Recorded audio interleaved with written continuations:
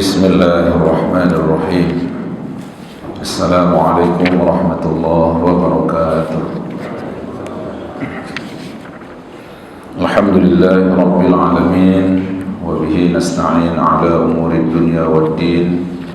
Thumma assalatu wassalamu ala ashrafil anbiya'i wal mursalin, Sayyidina wa habibina wa maulana Muhammadin wa ala alihi wa sahbihi ajma'in, amma ba'd. Faqala Allahu fil Qur'anil azim, bismillahirrahmanirrahim, qalu subhanaka la ilma lana illa ma 'allamtana innaka antal alimul hakim. Shadaqallahul azim. Alhamdulillah, bersyukur pada Allah dapat kembali kita bertemu di masjid yang kita muliakan ini. Kita lakukan salat maghrib berjamaah, kemudian kita dengarkan kajian agama atau tausiah. Ilmu yang kita dapat bisa diamalkan, insyaallah kita peroleh hasanah fid dunya, hasanah fil akhirah. Bahagia dunia, insyaallah bahagia pula akhirat. Ucapan salawat kepada Nabi, kita baca Allahumma salli wa sallim wa barik alaihi. Kajian kita pada malam hari ini, kita akan mengangkat masalah pentingnya khusyuk di dalam salat. Kita awali dari ayat Al-Quran, yaitu surah Al-Mu'minun ayat 1 dan 2. Qad aflahal mu'minun alladzina hum fi salatihim khashi'un. Sesungguhnya beruntunglah orang-orang yang mukmin, yang mereka itu khusyuk di dalam salat-salat mereka. Dalam tafsir Al-Qurtubi disebutkan bahwa Allah pernah berkata kepada jannah setelah Allah menciptakan surga, maka Allah menyuruh kepada surga untuk berbicara. Ya jannah takallami, wahai surga, berbicaralah engkau. Maka kemudian surga pun berkata, qad aflahal mu'minun, sesungguhnya beruntunglah orang-orang yang mukmin. Orang mukmin adalah orang yang iman kepada Allah dan kepada Rasulnya.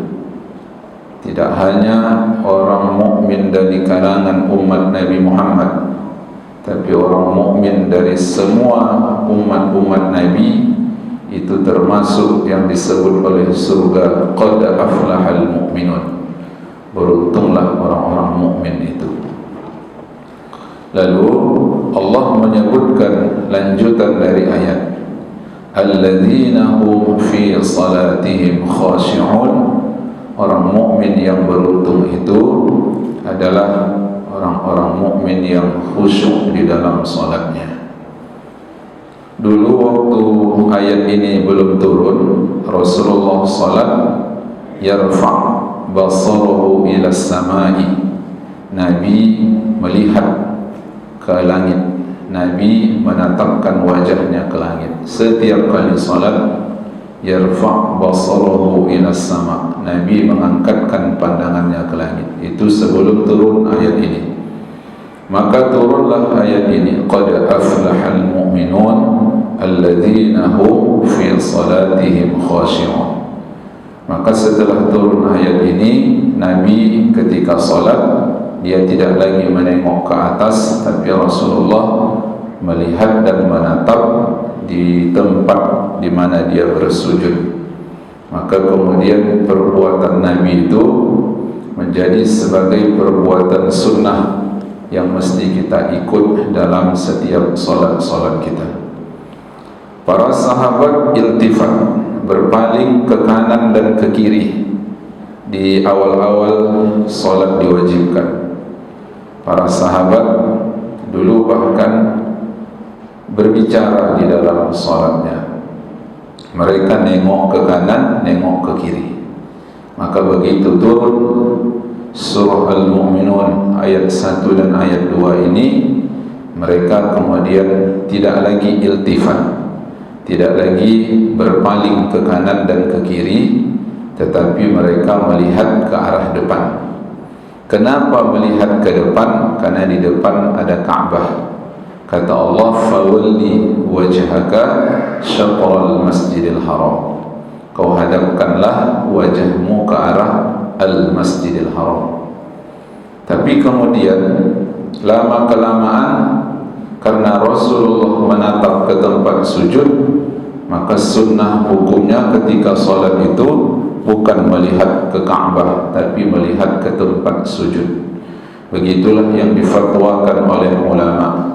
Meskipun kita berdiri salat di depan Ka'bah, maka tetap yang sunnah bagi kita dalam salat itu adalah melihat tempat sujud dan bukan melihat Ka'bah. Iltifat dalam salat, berpaling ke kanan dan ke kiri, awal-awalnya itu no problem, tak ada masalah. Tapi setelah turun ayat Al-Mu'minun ayat 1 dan 2 tadi, maka kemudian tak dibolehkan untuk iltifat ke kanan dan ke kiri. Tidak boleh itu ada dua kemungkinan. Jika dilakukan salatnya tidak sah.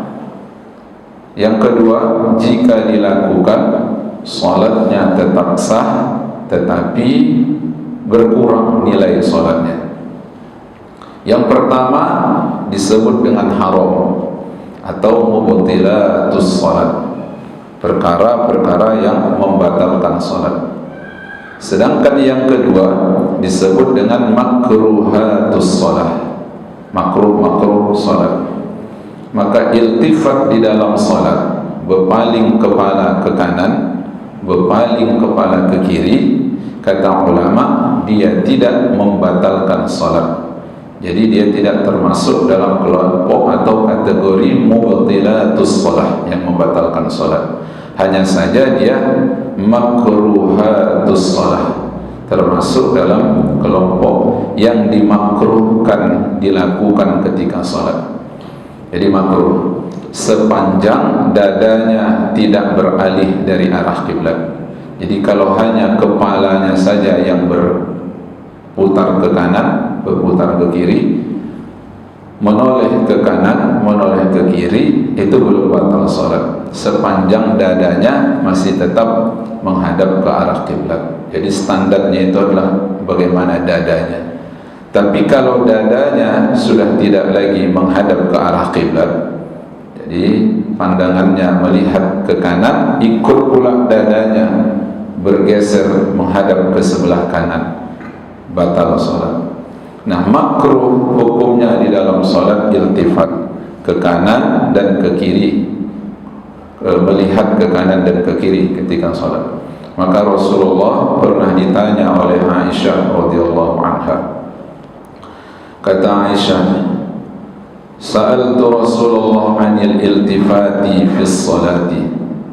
Aku pernah bertanya kepada Rasulullah tentang orang yang memandang atau mengalihkan pandangannya ke kanan dan ke kiri, iltifat namanya. Maka Nabi menjawab, huwa ikhtilasun. Huwa ikhtilas. Ikhtilas itu adalah rampasan.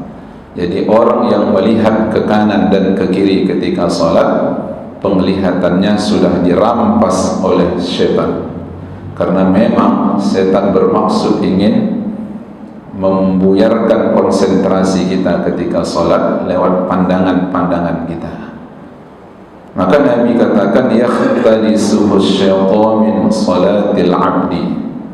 Orang yang melihat ke kanan dan ke kiri di dalam salatnya, sesungguhnya setan sudah merampas seorang hamba di dalam salatnya, sehingga kemudian hilanglah kekhusyukan di dalam salat. Meskipun perbuatan-perbuatan makruh itu jika kita lakukan tidak membatalkan salat, tetapi dia bisa mengurangi nilai salat kita. Untuk itu maka jangan pernah sepele dengan hal-hal yang makruh. Meskipun dia tidak membatalkan salat, tapi dia dapat mengurangi nilai nilai solat. Jadi jika sudah tersaji untuk kita nilai 100 jika kita kerjakan solat itu dengan sempurna, maka bagi orang yang banyak melakukan hal-hal yang makruh di dalam solat, begitu selesai solat, andai kata ditunjukkan sama dia nilainya, dilihatnya tinggal 25 lagi nilainya. Apa sebab? Karena di dalam solatnya sudah banyak dia lakukan perbuatan-perbuatan makruh.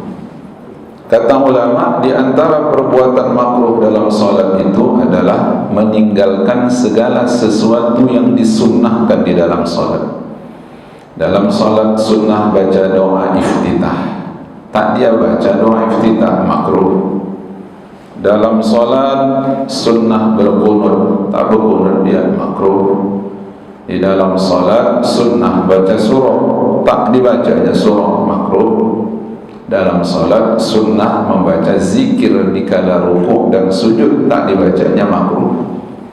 Jadi sekira-kira jika dia sudah keluar dari solatnya banyak hal-hal makruh yang dia lakukan, maka nilainya bisa berkurang. Sehingga bisa saja ada orang yang sudah melakukan kewajibannya tapi dia tidak dapat skor, dia tidak dapat nilai apa-apa dari ibadah solat yang sudah dia lakukan itu.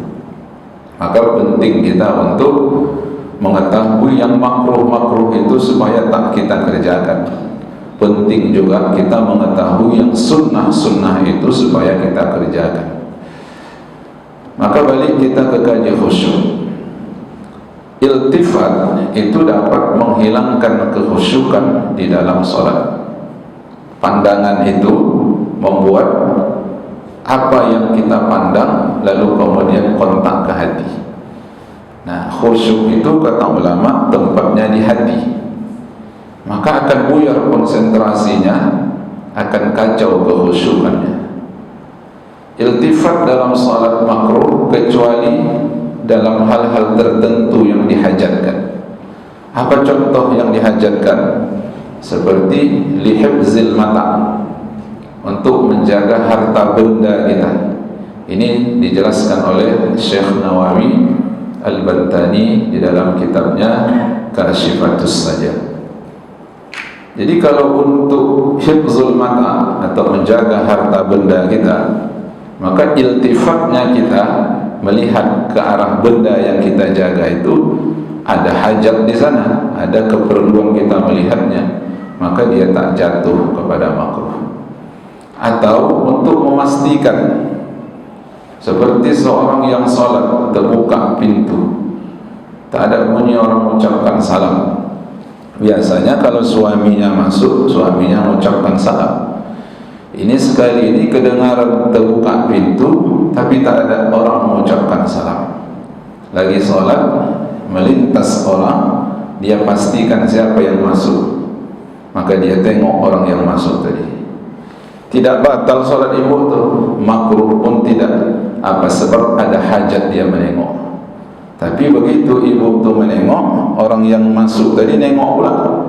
Jadilah orang tu saling tengok menengok. Ibu tu menengok, dia nengok juga. Solat tak batal, cuman kalau ibu tu bilang, ngapain kau jadi batal solat? Karena ada bicara, karena dialog. Khitab kepada orang lain itu bisa menjadikan solat yang kita lakukan jadi batal. Kajian ini pernah kita bahas dalam masalah mubtilatus salat. Apapun bentuknya, kalau dia sudah khitab kepada orang lain, dia dapat membatalkan solat. Jangankan berbicara, nanya ada apa, kenapa. Sedangkan orang yang memberikan khitab dengan cara isyarat seperti mendehem dalam solat saja pun itu dapat membatalkan solat. Karena dehemannya itu sudah dianggap tafhim, memahamkan orang lain. Jadi ketika dia sholat, ada orang di luar rumah gedor-gedor pintu, lalu kemudian ucap-ucap assalamualaikum. Si ibu yang sholat tadi memahamkan orang yang di luar kalau dia sedang salat, maka mendehemlah dia. Maksud dia adalah untuk memahamkan orang yang di luar. Maksud dia adalah untuk khitab. Khitab itu seperti artinya berdialog atau memberikan informasi kepada orang yang di luar kalau dia sedang melakukan ibadah salat. Nah, jadi isyarat itu dapat merusak dan membatalkan ibadah salat. Jadi buyar konsentrasi dalam salat sama artinya kita kehilangan khusyuk di dalam salat. Khusyuk itu makomnya, tempatnya dalam hati. Jadi dia bukan perbuatan fisik, bukan amal jawarih. Dalam salat itu ada 3 amal yang mesti kita perhatikan. Amal qalbu, dalamnya ada khusyuk, ada niat situ. Lalu kemudian amal lisan, rukun qauli namanya. Kemudian amal jawarih, rukun fi'li namanya. Amal jawarih itu rukun fi'li seperti ruku, sujud, berdiri. Itu rukun fi'li. Nah, jadi khusyuk itu adalah amal qalbu, tempatnya dalam hati. Tempatnya dalam hati. Maka Nabi menyebutkan bahwa fokusnya hati akan berdampak terhadap fokusnya tubuh jawarih. Maka suatu saat Rasul SAW pernah melihat ada orang yang salat, lalu dalam salatnya dia memain-mainkan jenggotnya, karena jenggotnya panjang, karena jenggotnya itu tebal, dia main-mainkan. Memang kalau jenggot itu tebal enak kali main-mainkan aja, nyelat-nyelatinya. Maka Rasul mengatakan, lau khusya'a qalbu hadha, andai kata orang ini hatinya khusyuk, la khusya'at jawarihuhu, maka khusyuk pula lah anggota tubuhnya, kata Nabi. Jadi andai kata hatinya khusyuk, maka khusyuk pula lah anggota tubuhnya. Jadi Rasul mengingatkan supaya hati itu harus betul-betul diarahkan, dioptimalkan, difungsikan betul-betul untuk kekhusyukannya, karena tempatnya itu di sana. Lalu apa hukum khusyuk di dalam salat? Nah, kita lihat penjelasan Al-Qurtubi di dalam tafsirnya Al-Jami' li Ahkamil Quran. Al-Qurtubi mengatakan, sebagian ulama menyebutkan kalau khusyuk itu adalah fardhus salat. Yang disebut fardhus salat itu berarti rukun salat. Jadi kalau khusyuk itu rukun salat, dia mesti ada dalam salat. Dan pendapat yang kedua, ulama mengatakan mukammilatus salat atau mukammalatus salat. Khusyuk itu hanya sekedar pelengkap atau penyempurna salat saja. Nah, dalam uraiannya Al-Qurtubi mengatakan was-sahihu al-awwal, pendapat yang sahih itu adalah pendapat yang pertama. Jadi dalam pandangan Al-Qurtubi, seorang ahli tafsir hebat ini, dia menyebut, dia lebih berpihak kepada ulama yang menganggap kalau khusyuk itu adalah rukun salat. Memang kalau kita lihat fikih-fikih mazhab Syafi'i, maka ulama dalam mazhab Syafi'i berpendapat bahwa khusyuk itu adalah fadhailus salat, keutamaan dalam salat, dia bukan rukun. Tapi Al-Qurtubi punya pandangan lain. Dia menyebut kalau khusyuk itu adalah fardhus salat, rukun salat. Nah, tentu kalau kita mengikut kepada apa yang dipilih pendapatnya oleh Al-Qurtubi, maka setiap kita yang salat ini mesti ada khusyuk dalam salat. Karena khusyuk itu rukun. Mensyaratkan khusyuknya salat itu dari awal sampai akhir, dari mulai awal salat sampai akhir.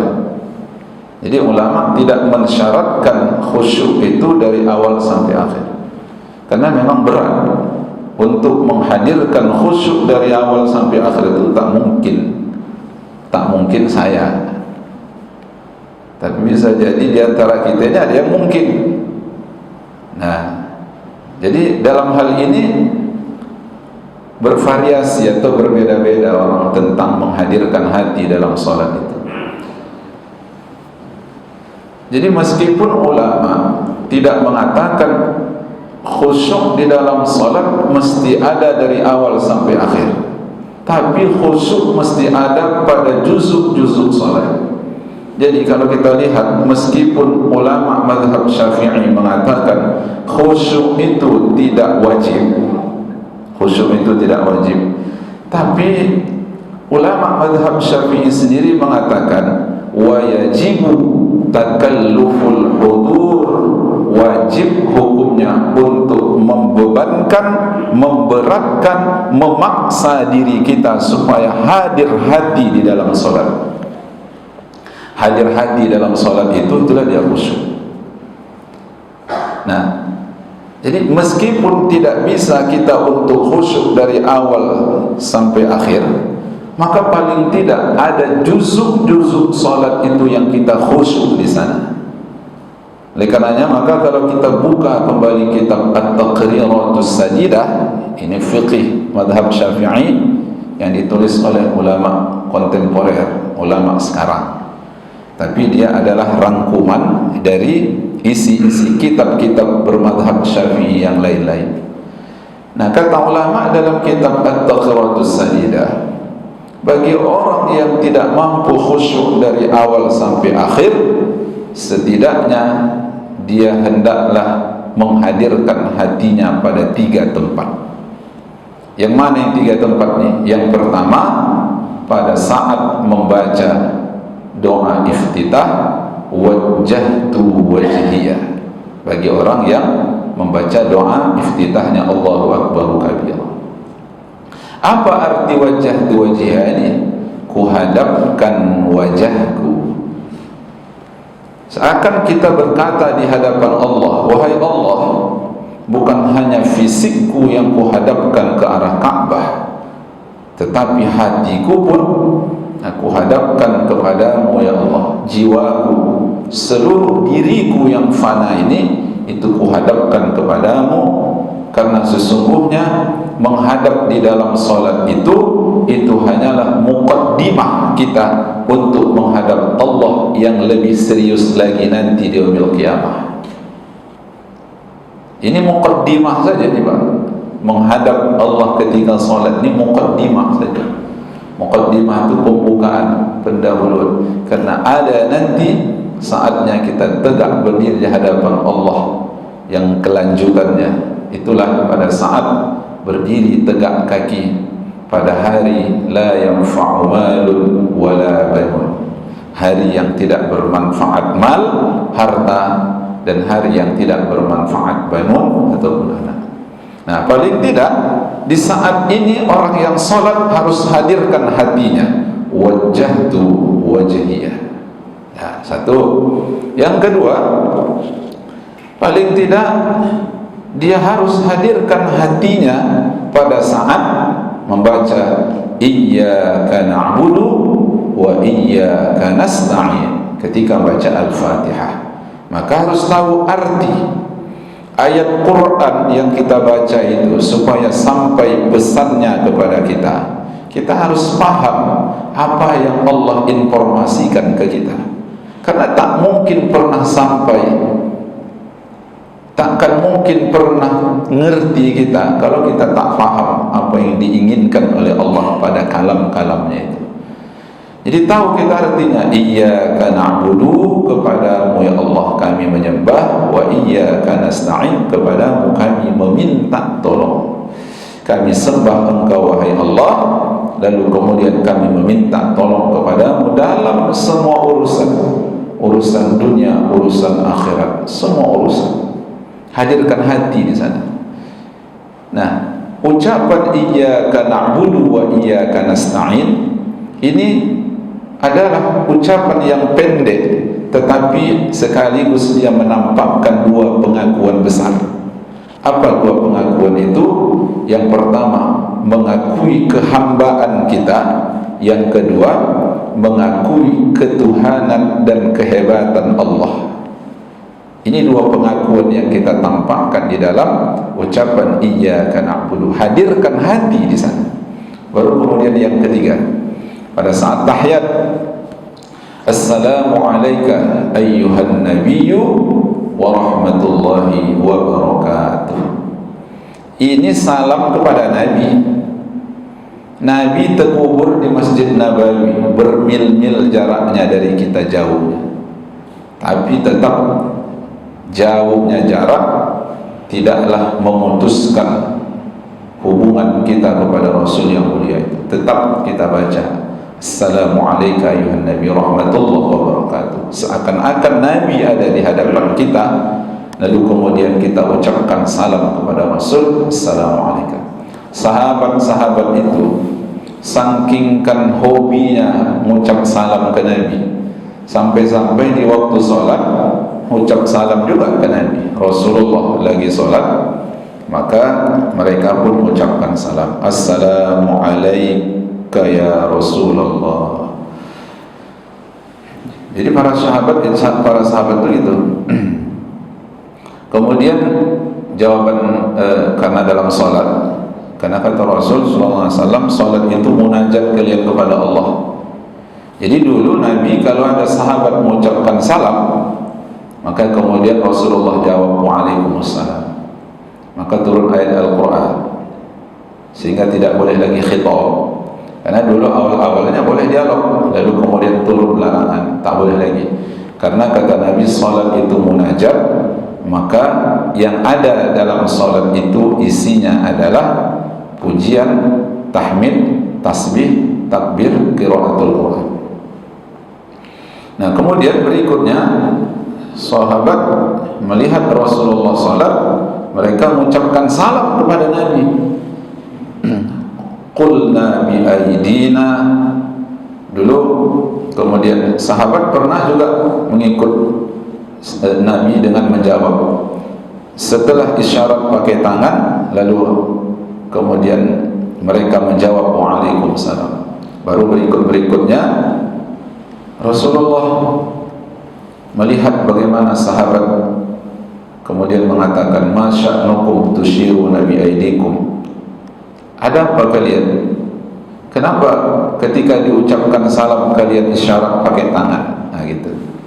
Jadi kemudian dari hadis ini difahami bahwa kalau ada orang yang mengucapkan salam, maka tidak ada kewajiban apa-apa bagi kita yang sholat untuk merespon salam orang yang di luar sholat itu.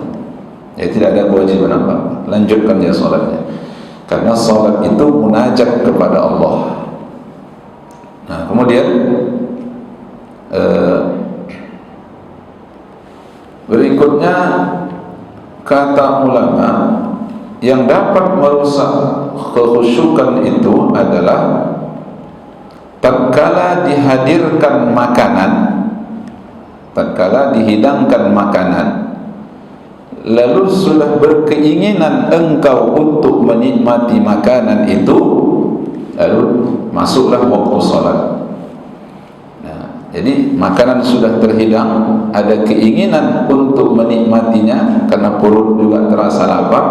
Dikala itu masuk waktu sholat, maka yang mana harus didulukan? Makankah atau sholat dulu? Jadi kalau kita baca hadis yang diriwayatkan oleh Bukhari dan Muslim, kemudian At-Tirmizi, Rasul mengatakan, idza quddimal asya'u fabda'u bihi qabla salatil maghrib. Apabila sudah dihidangkan makan malam, ya kerjakan dulu, makan dulu sebelum engkau melakukan salat maghrib. Nah, di sini Nabi menyuruh untuk melakukan makan dulu baru salat maghrib. Nah, kata ulama dalam kitab Ibanatul Ahkam, ini bukan dalam semua kondisi, tapi dalam kondisi di mana ada orang yang sudah berhajat kepada makan, lalu sudah dia lihat pula makanan itu tersaji, masuk waktu salat. Daripada nanti di waktu salat pikirannya terus kepada makanan, maka lebih baiklah dia untuk menikmati makanannya lebih dulu, baru kemudian dia melakukan salatnya. Jadi khusus untuk orang yang itu saja. Jangan dibawa hadis ini kepada pemahaman yang umum, sehingga orang yang tidak lapar pun, yang tak lapar pun, kemudian dia mendahulukan makannya dari sholatnya. Itu tak betul. Jadi kata ulama dalam kitab Ibadatul Ahkam, orang yang tak berhajat ke makan, maka dia tidak disunnatkan untuk makan lebih dulu.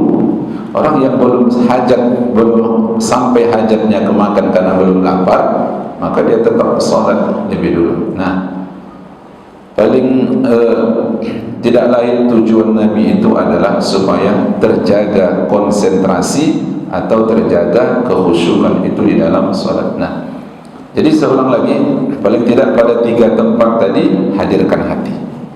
Lalu ulama dalam mazhab Syafi'i mensyaratkan bahwa niat ketika sholat itu dilakukan, dihadirkan hati pada saat pertengahan takbir. Nah, jadi sehingga kalau kita mempraktekkan apa yang difatwakan dalam mazhab Syafi'i tadi, maka pengikut mazhab Syafi'i ketika dia sholat Allah, di pertengahan takbir itu dia hadirkan hatinya, sengaja aku sholat isya sebagai makmum karena Allah. Jadi itu dia hadirkan. Itu sudah bagian dari khusyuk. Itu sudah khusyuk, karena dia sudah hadirkan hatinya di sana. Nah, maka jika ada orang yang dalam sholatnya dia khusyuk pada 4 tempat ini, ketika niat, ketika wajhatu wajhiyah, ketika iyyaka na'budu wa iyyaka nasta'in, ketika assalamu alayka ayyuhan nabiyyu wa rahmatullahi wa barakatuh, andai pun khusyuk itu adalah rukun salat, maka salat dia insyaallah sudah sah, walaupun tak bisa dia penuh khusyuknya dari awal sampai akhir. Ya, jadi rukunnya khusyuk dalam salat itu bukan berarti khusyuk full penuh. Ada saja dia menghadirkan hatinya dalam salat, itu sudah memadai. Nah, jemaah yang dimuliakan Allah Subhanahu wa ta'ala, ada orang yang ketika sholat dia sama sekali tidak mau berjuang menghadirkan hatinya. Ini yang bahaya. Ada orang yang sholat dia tidak mau berjuang, tak mau berjihad. Jadi dalam sholatnya ada juga jihad. Jihad apa? Jihad menghadirkan hati. Harus ada jihad di sana. Makanya itulah istilah dalam kitab Taqrib itu, yajibu takalluful hudur, wajib dia membebankan, memaksa untuk hadir hatinya meskipun pada sebagian juzuk dari salat-salatnya. Harus ada perjuangan. Jadi jika ada orang salat Allahu Akbar, pada waktu niat tak hadir hati, pada waktu rakaat pertama satu pun tidak ada pada bagian dari rakaat pertama itu hadir hati, sampai selesai sholat tak ada hadir hatinya. Yang macam beginilah bisa diduga kalau sholatnya itu bermasalah. Nah, kita kan mau sholat kita ini kan sholat terbaik nih.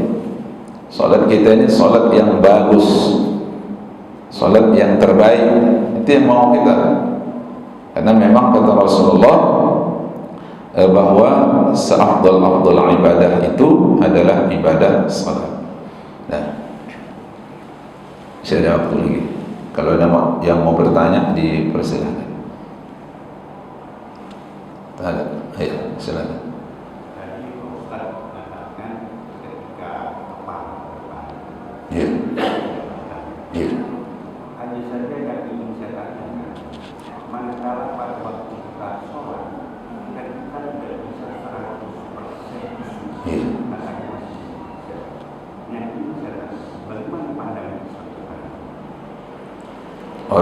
tak dapat khusyuk 100%, hanya 90%. Itu udah hebat Pak, udah paten kali.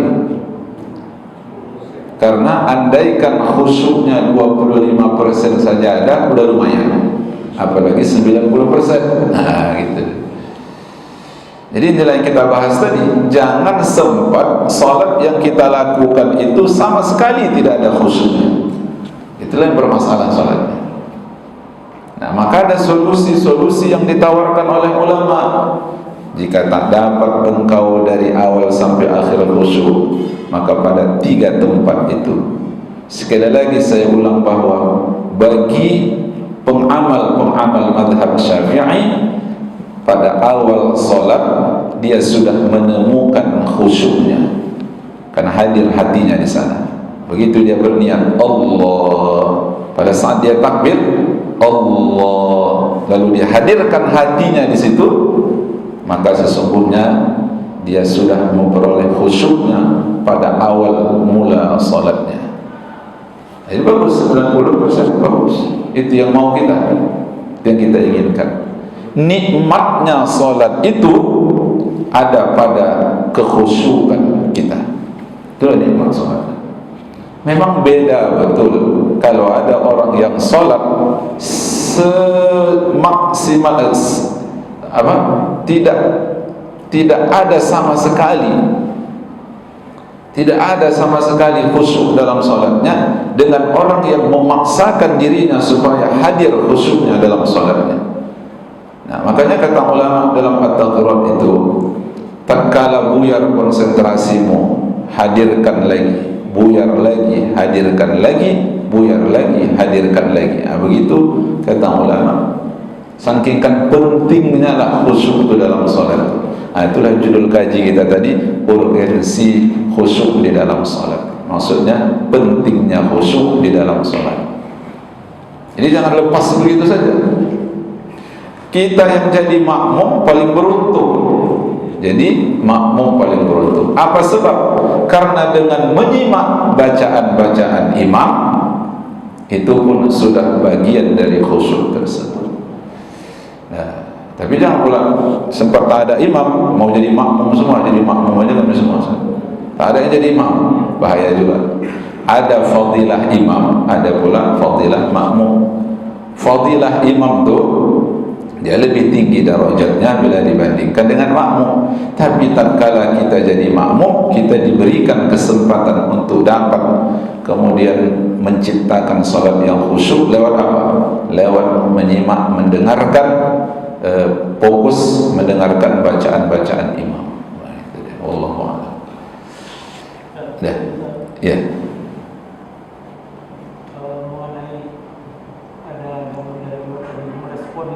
Ya. Kita lagi sholat, ternyata kita lupa mengambil handphone semuanya. Terus bunyi handphone kita. Ya.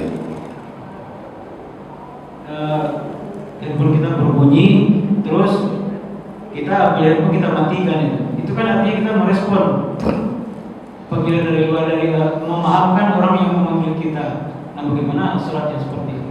Ya. Assalamualaikum. Lagi sholat, lalu hiduplah handphonenya. Ya. Lalu kemudian panggilan tadi kita matikan, tujuannya supaya dia jangan ribut. Itu. Apakah ini termasuk memahamkan? Tidak. Karena kita sedang berhadapan dengan benda, bukan dengan orang lain. Kita berhadapan dengan benda. Pada saat kita mematikan itu, dia tak tahu juga kita apakah sedang sholat atau tidak sedang sholat. Tapi ingat, gerakan yang banyak dan besar itu dapat membatalkan sholat. Jadi sekira-kira kalau di umpamanya di kantongnya itu ada HP model dulu, begitu bunyi, masukkannya tangannya, dipicitnya sekali, mati HP itu terus. Itu bisa jadi sholatnya tidak batal karena dilakukannya. Tapi kalau handphonenya model Android, bunyi, diangkatnya HP-nya, ditengoknya pula dulu lagi, digesernya, sempat pula dia baca WA sebentar. Ada pula yang masuk ni. Kalau itu dah batal sholatnya karena perbuatannya banyak. Nah, maka nengok-nengok handphone juga itu. Jadi kalau yang mudah kita untuk mematikannya, makanya sebelum sholat itu ciptakanlah suasana di mana ketika kita sholat itu tidak ada gangguan-gangguan. Ada orang yang lebih milih mengangkat bunyi handphonenya daripada melanjutkan sholatnya. Kita ucapkan inna lillahi wa inna ilaihi raji'un. Sehebat apapun bisnis bapak, jika bapak duga handphone itu nilainya, bunyi handphone itu ini nilai puluhan juta ini, kalau tak kuangkat nanti hilang, berarti tak lurus tauhidnya ke Allah. Begitu dia hentikan salat, asal diangkat mati terus HP itu. Tengok, rugi tidak? Rugi. Atau dia batalkan salatnya, lalu kemudian diangkatnya handphone, dipikirnya urusan bisnis, rupanya orang cuma sekedar mengetes HP baru. Assalamualaikum, masalah mengetes saja nih ya, kenapa ganti HP? Rugi. Awak tinggalkan Allah, awak tinggalkan Khalik demi memenuhi panggilan makhluk. Rugi ya. Biarkan aja dulu. Kalau memang rezeki udah siap sholat nanti nelpon lagi itu. Tapi kalau memang tak rezeki, ya, kalau memang tak rezeki ya gitu. Kalau memang rezeki selesai sholat nelpon lagi. Assalamualaikum, waalaikumsalam. Hanya ada proyek jelas dia. Dah. Jadi tauhidnya ke Allah. Karena lebih berharga lagi salat. Lagian kita sudah masuk dalam salat, awak putuskan pula pembicaraan awak dengan Allah gara-gara ada manusia yang manggil, gara-gara ada makhluk yang manggil. Semacam prioritas pula lagi makhluk bila dibandingkan dengan Khalik gitu. Nah, jadi apa itu tidak dianggap memahamkan? Tidak, karena kita sedang berhadapan dengan benda, kita menginginkan supaya dia berhenti berbunyi dan tidak mengganggu konsentrasi kita. Nah, makanya imam-imam kadang dia suruh matikan HP. Nah, tujuannya itu Pak, matikan HP. Tapi begitu sholat banyak juga yang HP-nya bunyi. Begitu bunyi HP, buyar konsentrasi. Nah, besok-besoknya imamnya mengingatkan lagi, matikan HP, matikan handphone. Kalau kalian tak mau matikan handphone kalian yang kumatikan, kata imamnya. Itu emosi loh berarti imam itu. Karena beberapa kali dikasih tahu tak ingat, tak mau nonton juga. Nah, mudah-mudahan apa yang kita kaji bermanfaat. Ayat Quran kita baca jadi sebab pahala, hadis Nabi yang kita baca juga menjadi sebab syafaat kita di yaumil qiyamah. Wallahu a'lam bissawab. Wassalamualaikum warahmatullahi wabarakatuh. Alhamdulillahi rabbil alamin, wassalatu wassalamu ala asyrafil anbiya'i wal mursalin, sayyidina wa habibina wa maulana Muhammad wa ala alihi wa sahbihi ajma'in. Allahumma anfa'na bima 'allamtana wa dhakkirna ma nasina bi rahmatika ya arhamar rahimin. La ilaha illa anta subhanaka inna kunna minadh zalimin. Rabbana atina fid dunya hasanah wa fil akhirati hasanatan wa qina adzaban nar. Wa sallallahu wa sallama alaihi walhamdulillahi rabbil alamin. Taqabbalallahu minkum.